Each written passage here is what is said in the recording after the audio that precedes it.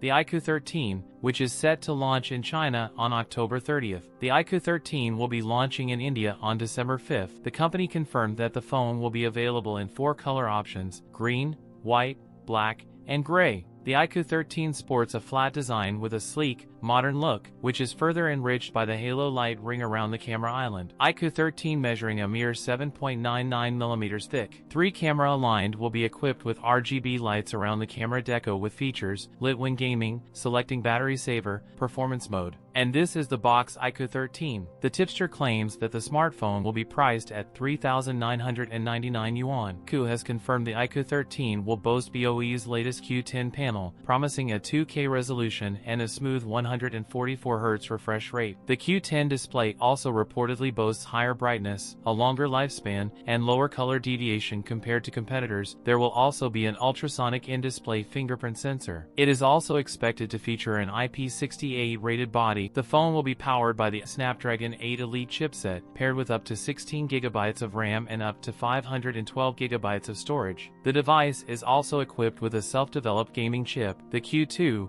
which supports PC-level 2K texture super resolution and native 144 FPS gaming. The brand has revealed that iQOO 13 has scored 3,159,448 points on the AnTuTu benchmark. Its feature a 50MP Sony IMX921 main sensor, 50MP Samsung ISOCELL-JN1 ultra-wide sensor, a 50MP Sony IMX826 telephoto camera with 2x zoom. The phone could pack a 6,100 mAh dual-cell battery with support for 120W fast charging. Wireless charging is expected to reach 50W. The starting price could be around 55,000 Indian rupees. That's it for today's video. If you enjoyed it, don't forget to like, comment, and subscribe for more content. Thanks for watching, and I'll see you in the next one.